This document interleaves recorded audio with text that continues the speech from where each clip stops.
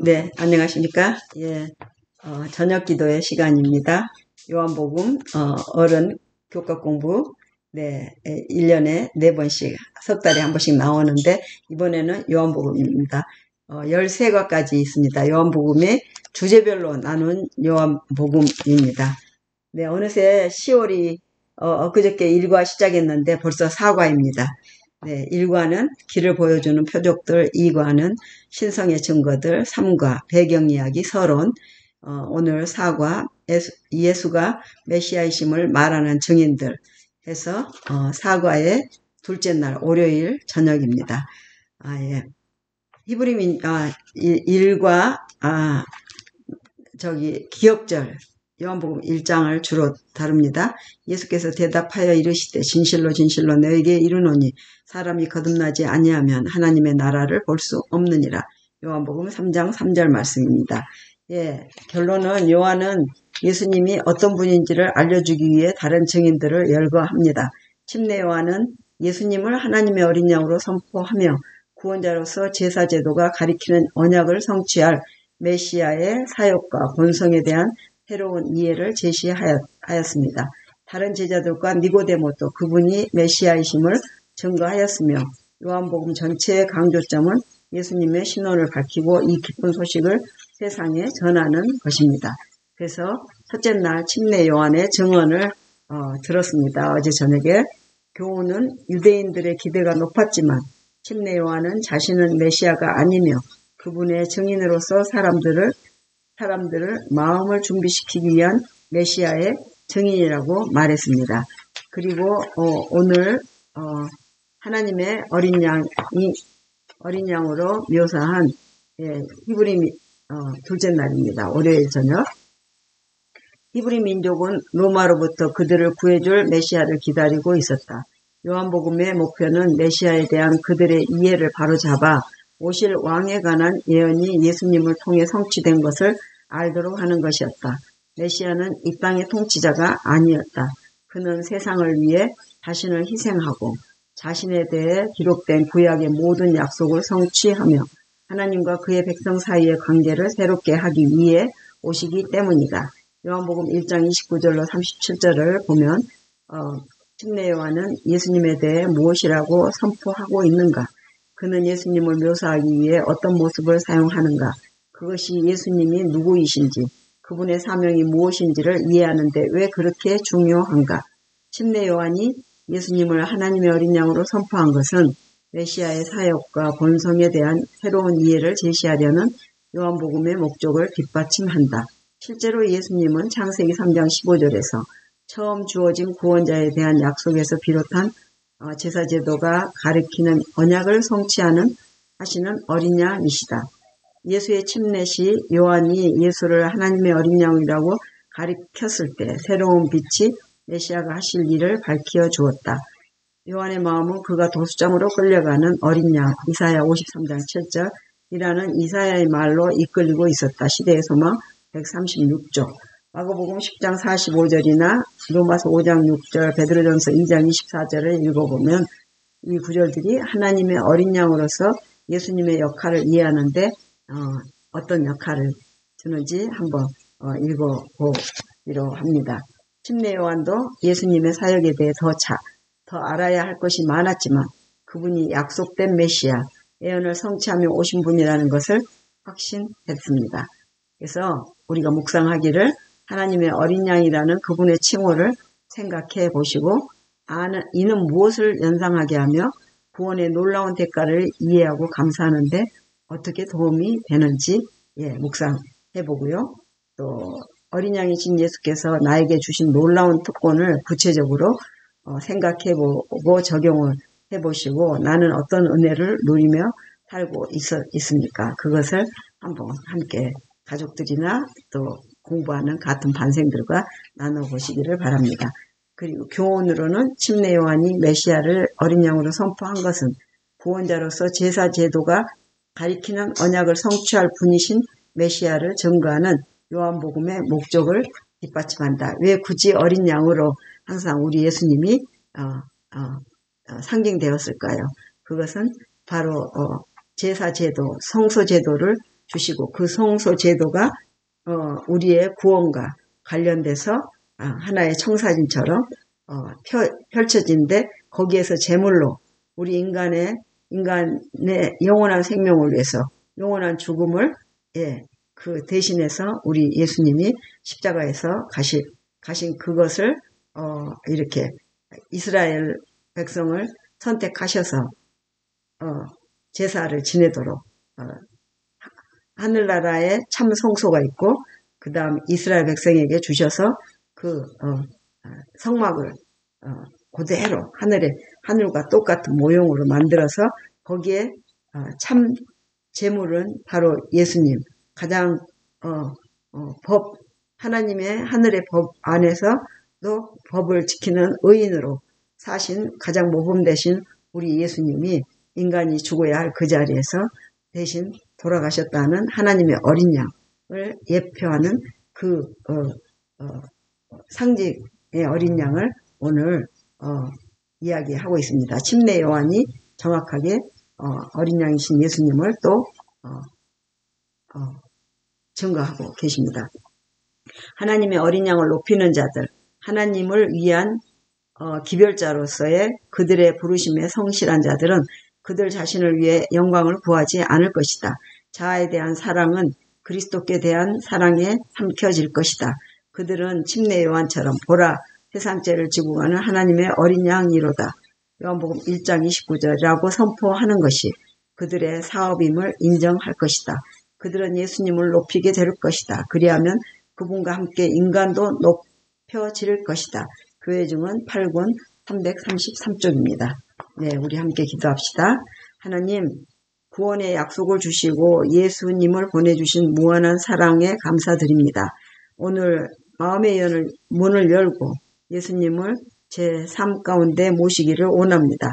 저의 마음에 오셔서 더럽고 누추한 것을 제하여 주시며 하나님 나라를 이루게 하여 주시옵소서. 아멘. 네, 정말 이 어린 양, 하나님의 어린 양을 우리가 깊이 묵상하고 성경을 통하여 왜 이스라엘에게 그 제사 제도를 주셨는가.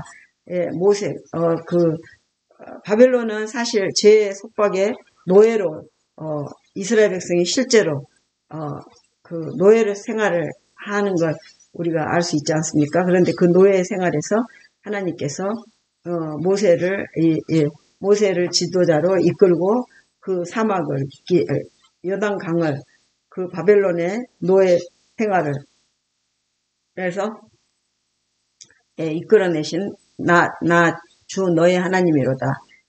이렇게 말씀하셨죠. 그리고 십계명을 주셨습니다. 모세를 통한 시내산에서 그런 모든 것들을 우리가 생각할 수 있고 이제 시내산에 십계명을 주실 때 시내산에 올라갈 때 그 성소를 어떻게 성막을 지어라 하는 것을 그 40일 동안 시내산 위에서 하나님이 직접 모세에게 다 일일이 새길 수 있도록 했습니다.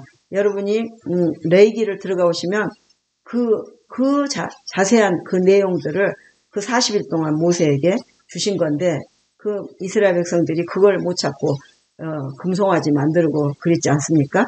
그런데 그걸 받고 그때 자세하게 묘사한 성소와 그 다음에 또 한 번 그걸 하는 출애굽기 마지막 장에서 묘사하고 이제 그 레위기에서는 직접 하나님이 옆에서 마치 제사장들이 그걸 잘 하고 있는지를 옆에서 지켜보시는 그런 아버지와 같은 우리 하나님이 레위기에 그려져 있음을 여러분이 정말 기도하면서 읽어보시면은 느껴지는 게 다를 것입니다.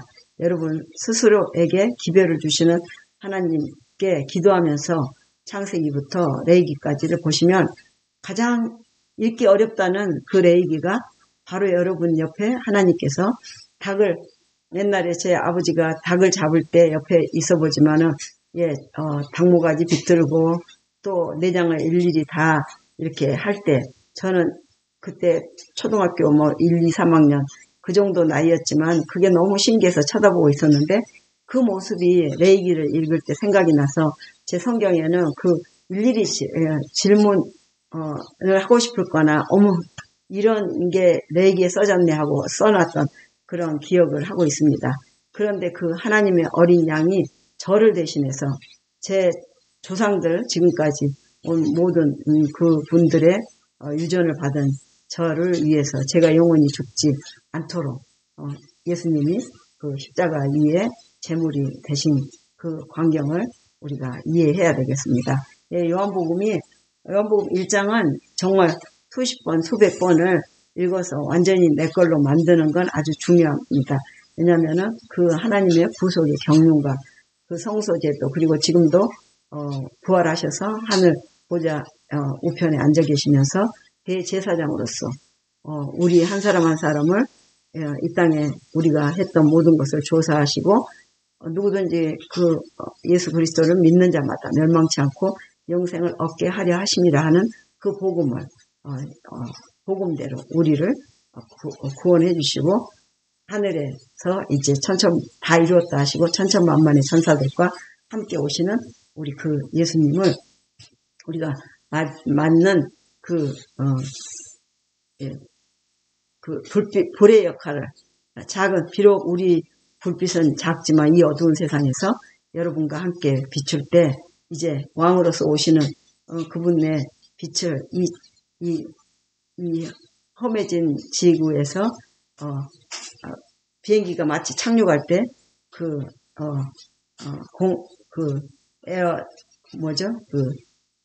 그 길에 불빛이 쫙 비쳤을 때 정확하게 이렇게 비행기 내려오듯이 우리 예수님이 그럴 필요는 없으시지만 그런 비유로 설명을 드립니다.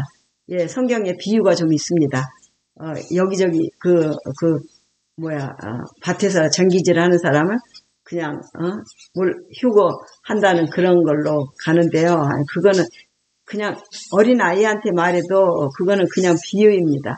어떻게 부분적으로 잘하는 사람 데리고 올라간다고 하는 그거는 아니라고 생각합니다. 우리 만왕의 양이신 예수님이 오시는데 온 우주가 한꺼번에 볼 것입니다. 그 스텔라, 그 위성으로 전 세계가 전부 다 방영하지 않습니까? 그렇게도 인간이 할 수 있는데 우리 예수님은 그 공중에서 오실 때 모든 만민이 다 그를 찌른 자도 볼 것이라고 했습니다. 우주의 만민이 다 볼 그 어마어마한 광경을 한번 상상해 보십시오. 예, 예수님 다시 오실 때 우리가 그 빛의 역할을 하도록 하나님의 말씀을 읽고 이해하고 또 실천하라 하는데 함께 동참합시다. 밖에 아직 빛이 있으니까 너무 좋으네요. 네, 성경 1장 29절 37절까지만 읽겠습니다. 29절부터 37절까지. 이튿날 요한이 예수께서 자기에게 나아오심을 보고 가로되 보라, 거기 불 좀 켜줄래요? 보라, 세상 죄를 지고 가는 하나님의 어린 양이로다. 내가 전에 말하기를 내 뒤에 오는 사람이 있는데 나보다 앞선 것은 그가 나보다 먼저 계심이라 한 것이 이 사람을 가리킴이라. 나도 그를 알지 못하였으나 내가 와서 물로 침례를 주는 것은 그를 이스라엘에게 나타내려 함이라 하니라. 요한이 또 증거하여 가로되 내가 봄에 성령이 비둘기같이 하늘로서 내려와서 그의 위에 머물렀더라. 나도 그를 알지 못하였으나 나를 보내서 물로 침례를 주라 하신 그이가 나에게 말씀하시되 성령이 내려서 누구 위에든지 머무는 것을 보고도 그가 곧 성령으로 침례를 주는 이인 줄 알라 하셨기에 내가 보고 그가 하나님의 아들이심을 증거하였노라 하시니라. 또 이튿날 요한이 자기 제자 중 두 사람과 함께 섰다가 예수의 다니심을 보고 말하되 보라, 하나님의 어린 양이로다. 예, 침례 요한이 예수님을 하나님의 어린 양이라고 증거하였습니다. 네, 이번에 증인들이 많이 나와서 예수님이 바로 어떤 분이심을 각기 다 있는 곳에서 말했습니다. 우리 함께 주기도문 하겠습니다. 하늘에 계신 우리 아버지, 이름이 거룩히 여김을 받으시오며 나라의 임하옵시며 뜻이 하늘에서 이루어진 것 같이 땅에서도 이루어지이다. 오늘날 우리에게 일용할 양식을 주옵시고 우리가 우리에게 죄 지은 자를 사하여 준 것 같이 우리 죄를 사하여 주옵시고 우리를 시험에 들게 말게 하옵시며 다만 악에서 구하옵소서. 나라와 권세와 영광이 아버지께 영원히 있사옵나이다. 아멘. 아멘. 예, 우리가 사는 동안 우리 나라들의 지도자들, 특히 이 미국의 지도자를 다음 달 뽑기 위해서 많이 지금 백성들이 관심을 갖고 있습니다. 우리도 함께 기도하고 지도자는 하나님이 그 사람이 잘났든 못났든 악하든 선하든 하나님이 내리신다고 하셨습니다. 어쩔 때는 바벨론의 느부갓네살 왕을 세우시기도 합니다. 왜냐하면 영적으로 깨어야 될 우리 백성들이 깨이지 못할 때 차라리 두 손 들고 항복해라. 그러면 너희가 온전할 것이다고 그랬던 적도 있지 않습니까? 네, 오히려 그 악이 드러날 악한 지도자가 나왔을 때 그 악이 한꺼번에 드러날 수 있다는 면으로도 또 맞지만 그래도 우리가 기도할 때 선한 사람이 하나님을 두려워하고 기도하고 경배하는 그런 사람이 지도자로 있을 때 모든 일들이 또 하나님 안에서 이루어질 수 있기를 우리 함께 기도합시다. 아멘. 예, May God bless all of you. 이렇게 불빛이 있음으로 환해지네요. 예, 이 세상에도 어둡지만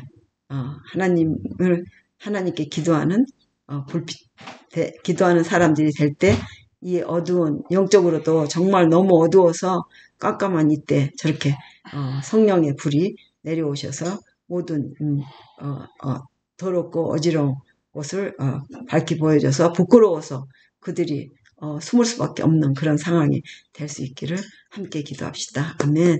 예, May God bless all of you. 아멘.